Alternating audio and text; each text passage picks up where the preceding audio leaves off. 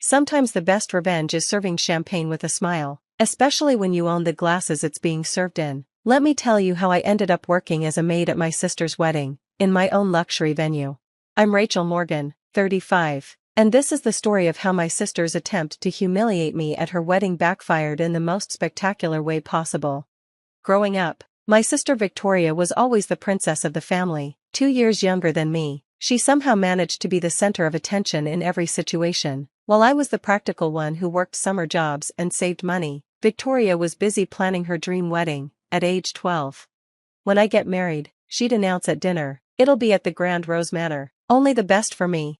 The Grand Rose Manor was our city's most prestigious wedding venue, a stunning Victorian mansion with perfectly manicured gardens and a reputation for hosting only the most exclusive events. Back then, it was owned by the Thompson family, and getting a booking there was nearly impossible unless you had the right connections and deep pockets. Our parents indulged Victoria's every whim, while I was told to be more realistic about my ambitions. Focus on getting a stable job, our mother would say. Not everyone can be as special as Victoria.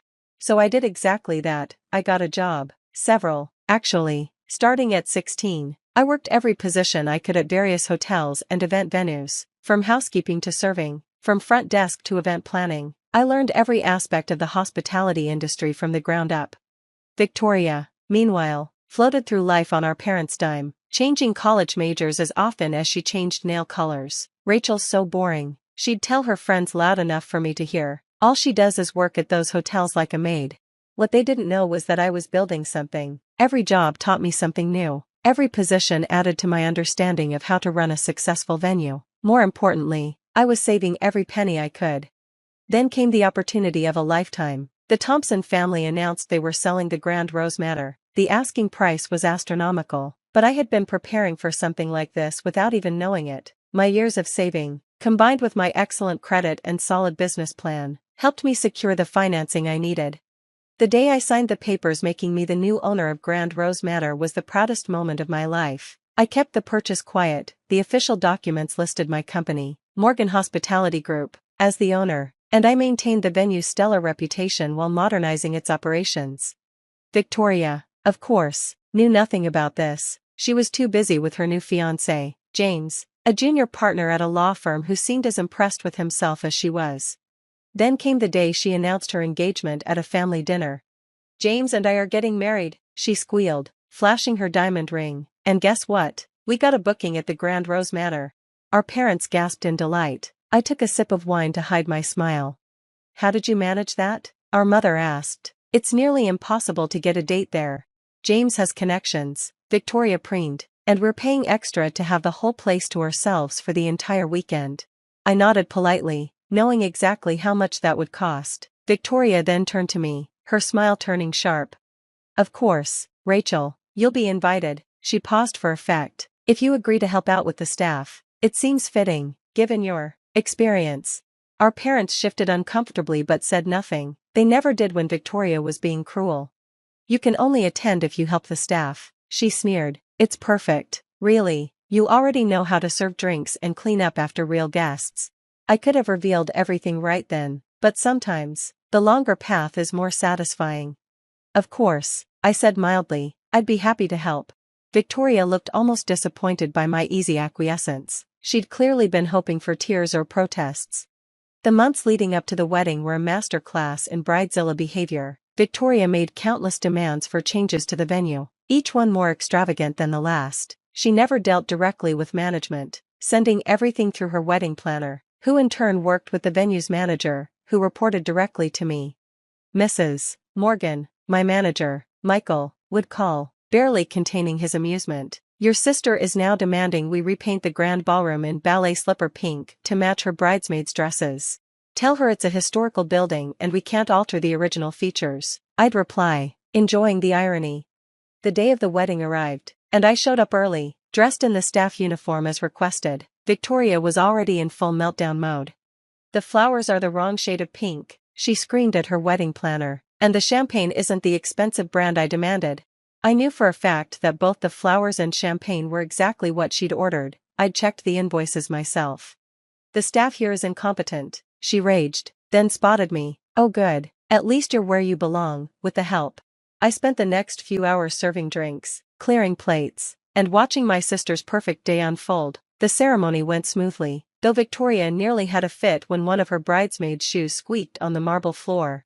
During the reception, I moved efficiently through the crowd with trays of champagne, accepting tips from guests who had no idea I owned the building they were standing in. Victoria made a point of being especially demanding whenever I was nearby. "Rachel, more champagne for my table," she'd call out imperiously. "Try not to spill it this time, though I know serving properly is probably beyond your capabilities." As midnight approached, Victoria was holding court at the main table, loudly telling her friends how sad it was that her sister never amounted to anything more than a server. That's when Michael, right on cue, approached the microphone we used for announcements. "Excuse me, everyone," he said clearly. "Madam Owner, shall we begin closing procedures for the evening?" The room fell silent. Victoria looked around, probably wondering which of her wealthy guests was the owner. Michael walked directly to me. "Mrs. Morgan, your call on closing time." I handed my serving tray to a nearby staff member and straightened my uniform jacket. "Yes, Michael, let's begin wrapping up." The bride dropped her glass. The sound of shattering crystal was followed by complete silence. Victoria's face had gone from confused to horrified as realization dawned. What is this?" she stammered. "Oh," I said casually, "did I forget to mention? I own the Grand Rose Manor, have for about 3 years now. Thanks for choosing us for your special day. Your final payment cleared beautifully, by the way." James, who had been reaching for his champagne, knocked over his glass. Our parents sat frozen, mouths agape. "This is impossible," Victoria whispered. "You're a maid." "Actually, I'm a successful business owner who chose to honor her sister's peculiar request to work as staff at her wedding, in my own venue, which you paid quite a premium to book exclusively." The silence was broken by someone in the back of the room starting to laugh. Soon, others joined in, and Victoria's face turned as pink as her bridesmaids' dresses. You planned this," she accused, standing up so quickly her chair fell backward. "You deliberately humiliated me at my own wedding." "No, Victoria," I said calmly, "you did that all on your own. I simply provided excellent service, as we always do at the Grand Rose Manor." Our mother found her voice first. "Rachel, why didn't you tell us? Would you have believed me?" I asked. "You've spent years agreeing with Victoria that I was nothing more than a maid. When I tried to tell you about my business plans, you told me to be more realistic." Our father, looking years older suddenly, slumped in his chair. "We were wrong." Victoria wasn't ready to concede. "This is my wedding, you can't just—" "Can't what?" I interrupted. "Provide the exact services you requested? Fulfill every demand you made? Work as staff because you insisted it was the only way I could attend my own sister's wedding?" The wedding planner, who had been watching everything unfold with wide eyes, chose that moment to approach Victoria. "Mrs. Peterson, should we proceed with the late-night snack service as planned?" Victoria stood there, mouth opening and closing like a fish out of water. Her new husband, James, had the good sense to look embarrassed by the whole situation. "Yes," I answered for her. "Please proceed with all services as contracted. This is still my sister's wedding, and the Grand Rose Manor always delivers excellence." The next hour was deliciously awkward. Victoria sat at her table, barely touching her food, while guests whispered and pointed. Some even came up to congratulate me, not on being part of the wedding, but on owning such a prestigious venue. "I always wondered who bought this place," one of James's law partners said enthusiastically. "The improvements you've made while maintaining its historic character are brilliant." Victoria looked like she was sucking on a lemon every time someone praised the venue, which, as I knew from experience, happened constantly. The Grand Rose Manor was, after all, the most sought-after wedding venue in the city. As the evening wound down, I found myself face to face with our parents. My mother's eyes were red from crying, and my father couldn't quite meet my gaze. "All those years," my mother said softly, "when you were working those jobs, you were learning the business?" I nodded. Every position taught me something valuable. While Victoria was planning her dream wedding, I was planning my dream business.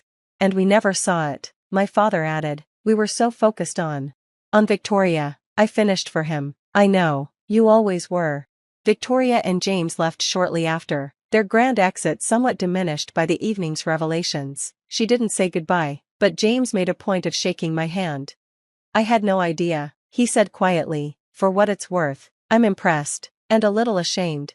"Don't be," I replied. "Just maybe remind my sister that kindness costs nothing." but cruelty can be very expensive. He nodded, understanding the subtle reference to the premium rates they'd paid for their wedding package. After the last guest left, I found myself in the grand ballroom with Michael and the rest of my staff. They'd all played their parts perfectly, maintaining professionalism while knowing exactly who I was. "Mrs. Morgan," Michael said with a grin, "that was the most entertaining wedding we've hosted yet." I looked around at the venue I'd worked so hard to own, at the staff who had helped me maintain my cover, and at the excellence we delivered even to those who'd tried to diminish us. "Well," I said, "we do pride ourselves on providing memorable experiences." The aftermath of the wedding was interesting, to say the least. Victoria didn't speak to me for months, which was actually quite peaceful. Our parents, on the other hand, suddenly wanted to know everything about my business. "But how did you manage to buy it?" my mother asked over coffee one day. I explained about the years of saving, the business plan, the loans, and the investors who believed in my vision. Her eyes widened with each detail. "All that time," she whispered, "we thought you were just a maid?" I finished. "Maybe that's the problem. You and Dad never asked what I was really doing, you just assumed." The Grand Rose Manor's reputation only grew after Victoria's wedding. Somehow, the story of the owner working as staff at her own sister's wedding got out, and our bookings increased. People loved the idea of an owner who understood every aspect of the business, who had worked her way up from the ground floor. Victoria eventually broke her silence, though not in the way anyone expected. She showed up at my office 6 months after the wedding, looking uncomfortable. "I need a job," she said without preamble. I raised an eyebrow. "Excuse me? James and we're having some financial difficulties, and I thought, since you own this place." "You thought what?" I asked. "That after treating me like a servant at your wedding, you could just walk in and demand a management position?" She had the grace to look embarrassed. "I know I was awful. I've always been awful to you, but I'm asking for a chance to learn, like you did." I considered her request carefully. "You know, any position we have available would be entry-level, right? Probably starting in housekeeping or service?" "Like a maid?" she asked, and for the first time, there was no sneer in her voice. "Yes," I confirmed, "like a maid, the same position I started in, learning every aspect of this business from the ground up." Victoria took a deep breath. "Okay, I'll do it." And surprisingly, she did. Victoria started working at the Grand Rose Manor as a member of the housekeeping staff. It wasn't easy for her. Years of being the princess had left her unprepared for real work. But something unexpected happened. She started to change. "I had no idea how much work goes into making everything perfect for these weddings," she admitted one day, after helping to turn over a room for the next event. "All those years, I just thought it happened by magic." Watching my sister learn the value of hard work was surprisingly satisfying. She struggled at first, and used to being on her feet all day, and used to taking orders instead of giving them, but she persevered. Our parents were shocked when they found out Victoria was working as housekeeping staff. "But surely Rachel could give you a better position," our mother protested. "No," Victoria surprised us all by saying, "I need to earn it," like she did. Over the next year, Victoria worked her way through various positions at the manor. She learned every aspect of the business, just as I had. More importantly, she learned humility.